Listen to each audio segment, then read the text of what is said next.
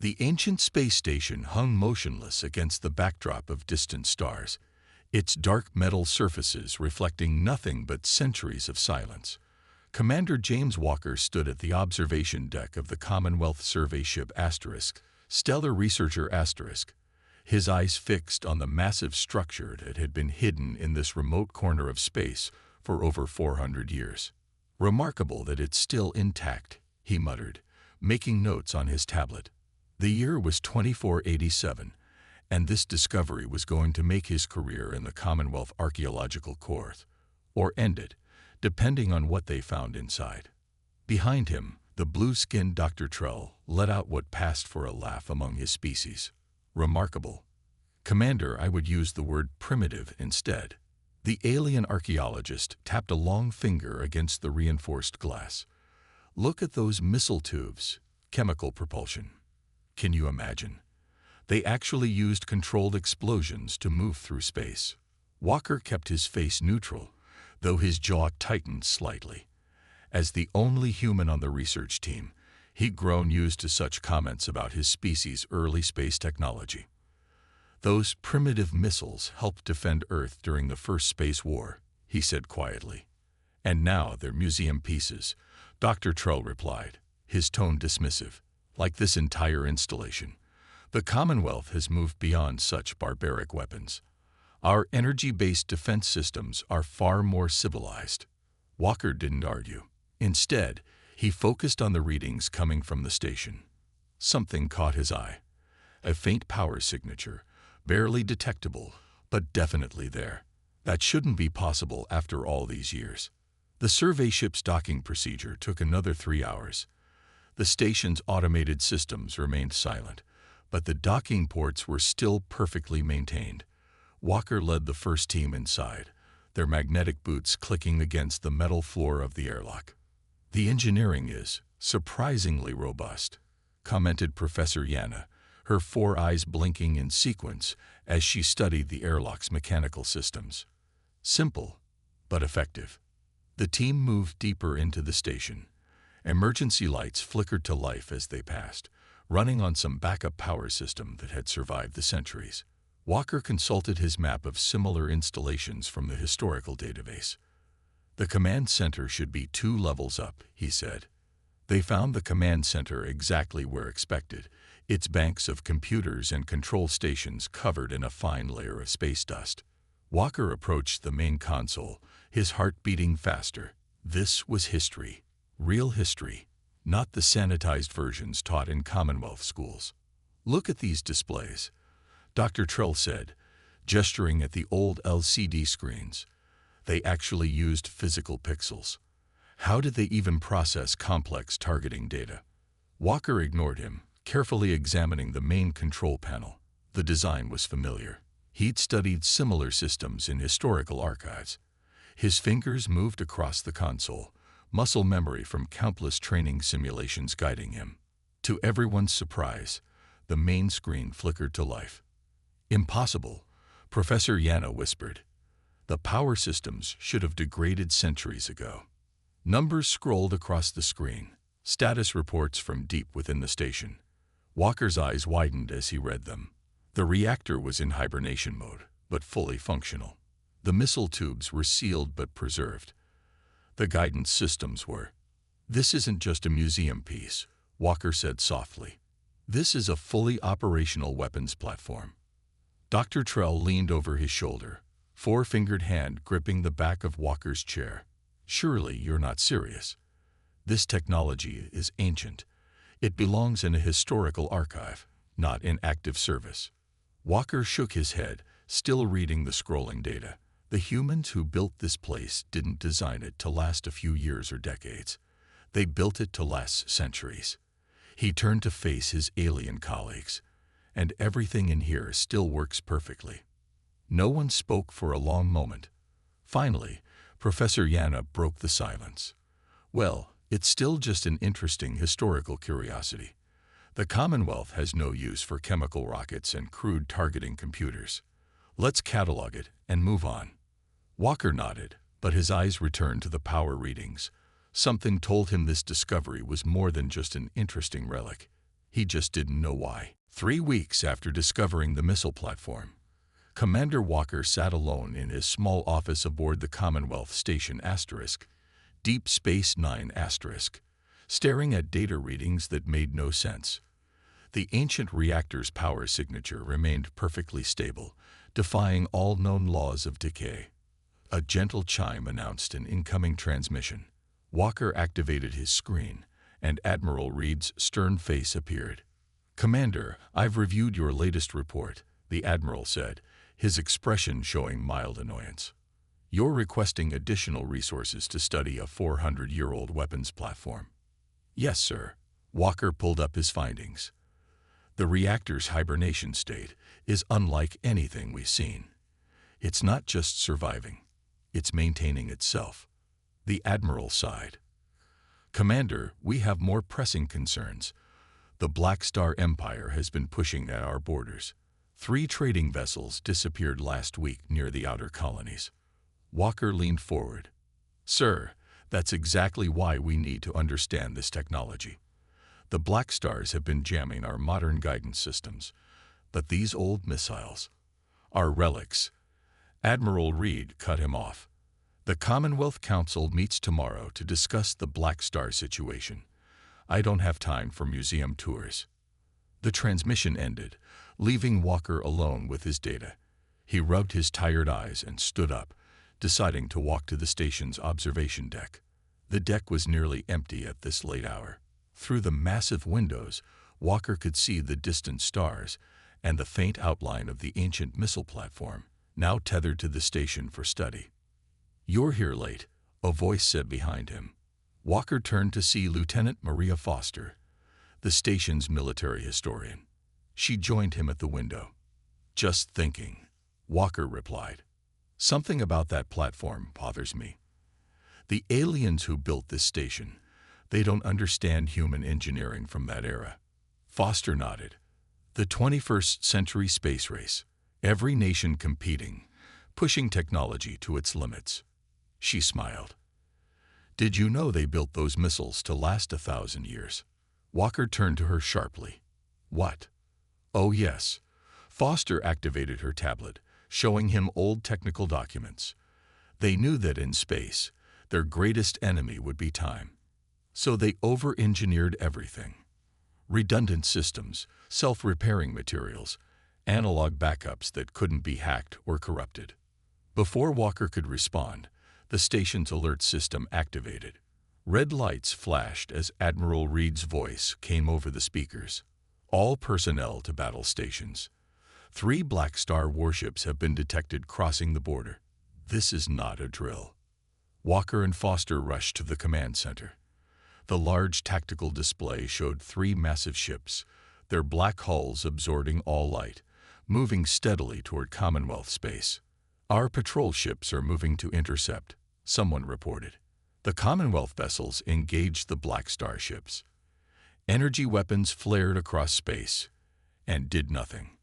The Black Star's shields absorbed every hit. "They've improved their defenses." Admiral Reed's hologram appeared in the center of the room. "Our weapons can't penetrate their shields." Walker watched as the patrol ships retreated, unable to damage the invaders. His eyes drifted to the old missile platform, still visible through the command center's windows. "Sir," he said slowly, "maybe we're approaching this wrong. Their shields are designed to stop energy weapons, but what about physical projectiles?" "Commander, this isn't the time for history lessons," Reed snapped. Foster stepped forward. "Admiral, he might be right. The Black Stars have never faced kinetic weapons. They've evolved their defenses against modern threats, not museum pieces." Reed was silent for a long moment, watching as more Commonwealth ships fell back from the advancing Black Star fleet. "You have 1 hour, Commander," he finally said. "Show me why I shouldn't have that platform scrapped for materials." Walker nodded, already heading for the door. "Lieutenant Foster, I need everything you have on those missile systems. It's time to wake up some ancient history." The Black Star ships struck without mercy. Their massive black hulls appeared over 3 Commonwealth colony worlds at once, their weapon systems already charging. The defense fleets never stood a chance. In the command center of Deep Space Nine, Walker watched the tactical display with growing horror. Red dots representing Commonwealth ships winked out one after another, while the black markers of enemy vessels moved steadily forward. Colony 7 has fallen, a communications officer reported, his voice shaking. Their shields, they're completely different from our previous encounters. Nothing we have can penetrate them. Admiral Reed's hologram looked older than Walker had ever seen him. What about the planetary defense systems? Useless, sir, another officer replied. The Black Stars are using some kind of jamming technology. Our guidance systems can't lock onto their ships. We're firing blind. Lieutenant Foster burst into the command center, her tablet displaying old technical documents. Commander Walker, I found something about the missiles guidance systems. Walker moved quickly to her side, studying the ancient schematics. These are completely analog systems, he said, excitement creeping into his voice. No computer chips, no digital signals to jam, just gyroscopes and accelerometers. Sir, a sensor operator called out. 3 more Black Star ships just appeared near Colony 9. They're heading straight for the evacuation ships. Walker turned to Admiral Reed's hologram. Sir, we need to try the missiles. Modern weapons aren't working. We have nothing to lose. Reed was silent for a long moment, watching more Commonwealth ships fall to the Black Star assault. Finally, he nodded. Do it. But Walker, his eyes narrowed. If this fails, those civilians are dead. I understand, sir. Walker turned to Foster. How long to power up the missile platform? The reactor's already in standby mode, she said, checking her readings. 10 minutes to full power, maybe 15 to arm the first missile batch. That platform is older than this station. Dr. Trell protested from his position near the tactical display. The missiles probably won't even launch. Walker ignored him, working with Foster to establish a connection to the platform's ancient systems. The old control console hummed to life, its simple displays showing status readings in plain text. Reactor at 30%, Foster reported. 40, 50. On the tactical display, the Black Star ships moved closer to the civilian evacuation fleet. Their weapons began charging, deadly energy building up in their advanced cannons. 70%, Foster called out. Missile Tube 1 showing green. We can launch. Walker's hands flew over the console, remembering his training simulations, targeting systems online. No response to Black Star jamming. He allowed himself a small smile. They can't jam physical switches and gyroscopes. 90% power, Foster announced. All missile tubes showing ready. The first Black Star ship fired at the evacuation fleet. Their energy blast splashed harmlessly against the emergency shields, but Walker knew those shields wouldn't last long. Sir, he turned to Reed's hologram. Permission to fire. Reed looked at the tactical display one last time. Commonwealth ships were falling back everywhere, their weapons useless against the improved Black Star defenses. The evacuation fleet was running out of time. Fire, Reed ordered. Fire everything. Walker's finger pressed the launch button, a physical switch that had waited centuries for this moment. Deep in the platform, ancient machinery groaned to life. Missiles away, Foster shouted. Through the command center's windows, they watched as brilliant flames erupted from the missile tubes. The chemical rockets ignited with thunderous force, pushing their deadly payloads toward the Black Star ships. Dr. Trell laughed nervously. They won't even reach their targets. Those ships will shoot them down or... He fell silent as the first missile slammed into a Black Star ship's shield. For a moment, nothing happened. Then the depleted uranium penetrator, designed centuries ago to defeat the heaviest armor humanity could build, punched through the energy shield like it wasn't even there. The Black Star ship erupted in a massive explosion. Well, Walker said quietly, watching more missiles streak toward their targets, I guess it's not just a museum piece after all. The command center of Deep Space Nine erupted in cheers as they watched the Black Star ship explode. But Walker kept his eyes on the tactical display, where dozens more enemy vessels were still advancing across Commonwealth space. "We need more missiles," he said to Foster. "How many are left in the platform?" She checked the ancient inventory system.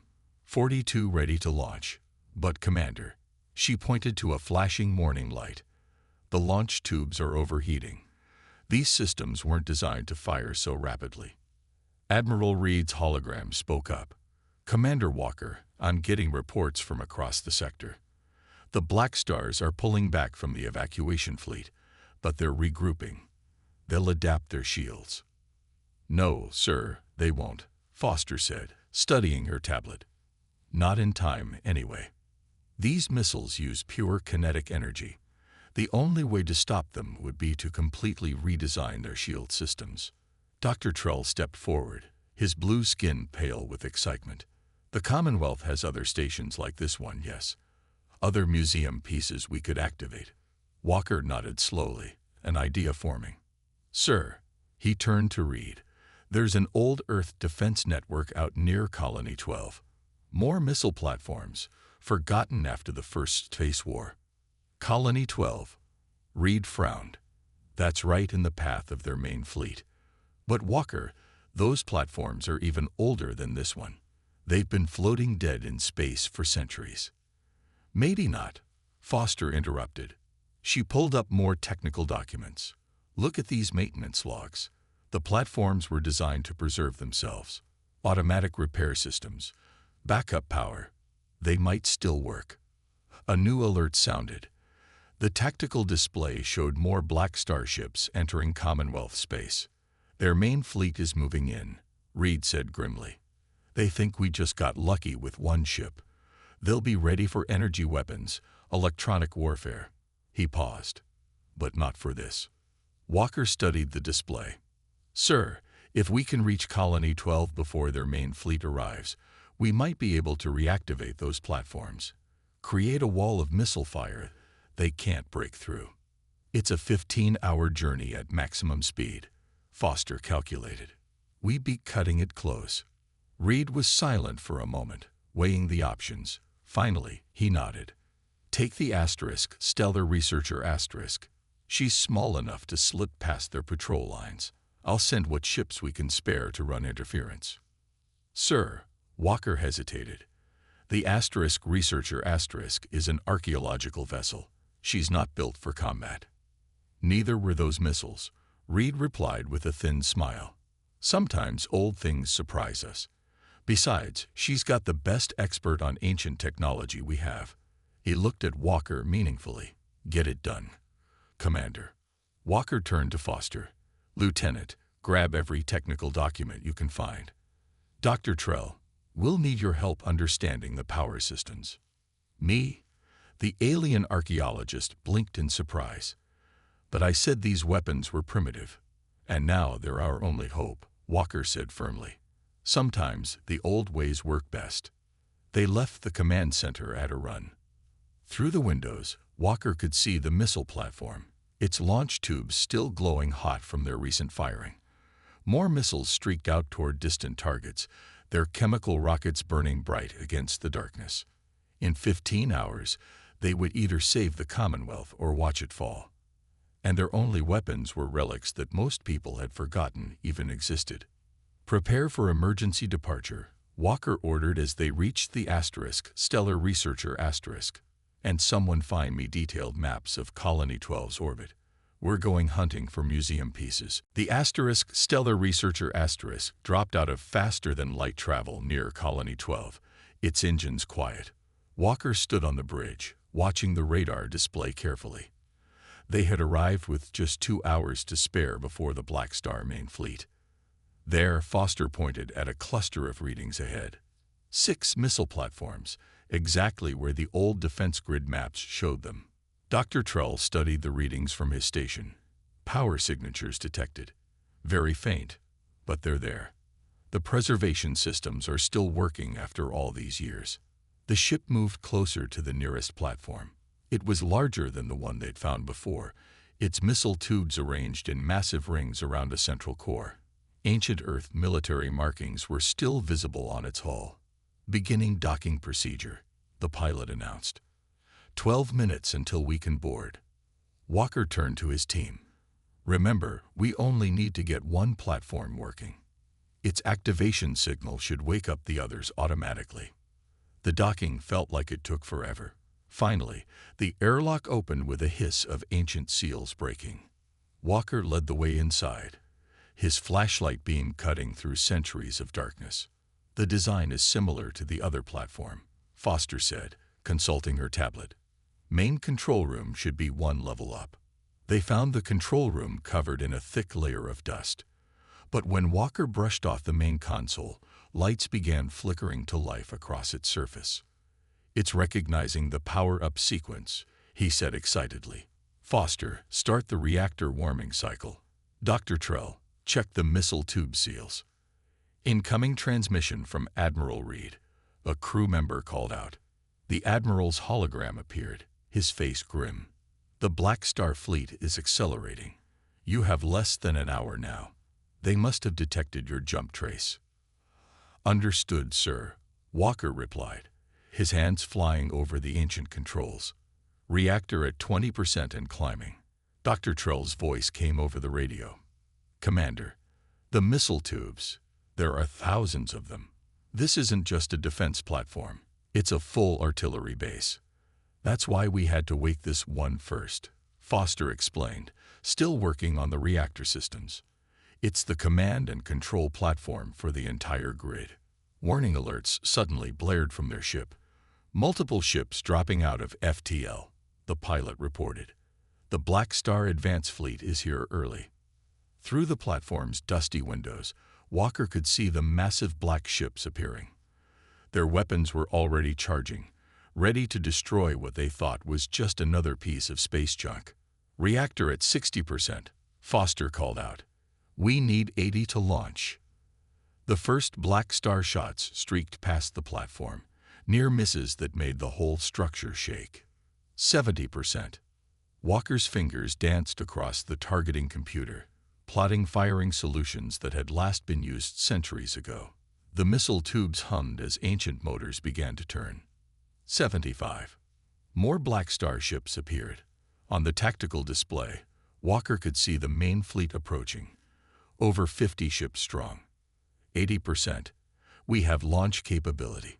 Walker slammed his hand down on the master activation switch. Across all 6 platforms, thousands of missile tubes began to open. Warning klaxons blared as targeting computers locked onto the Black Star ships. "Status report." Admiral Reed's voice cracked through the radio. Walker watched as the platforms fully awakened, their combined firepower greater than anything the Commonwealth currently possessed. A smile crossed his face as he replied. "Sir, the museum pieces are armed and ready. All 4,000 missiles are locked on target." The Black Star ships, finally realizing their danger, began to turn away. But they were too late. Walker pressed the launch button, and space itself seemed to ignite as thousands of missiles roared to life at once. "Let's show them what human engineering can really do." The missiles launched in massive waves, their chemical rockets painting the darkness of space with thousands of bright flames. On the platform's bridge, Walker watched as the first wave closed in on the Black Star fleet. "Impact in 30 seconds, Foster announced, her eyes fixed on the tracking display. Enemy ships are attempting evasive maneuvers. The Black Star ships scattered, their engines pushing them to maximum speed. But the old missiles had been designed to hit targets moving far faster than these ships could manage. "First wave impact," Dr. Trell called out. The depleted uranium penetrators struck home. Black Star energy shields, designed to stop modern weapons, might as well have been paper against the physical force of the impacts.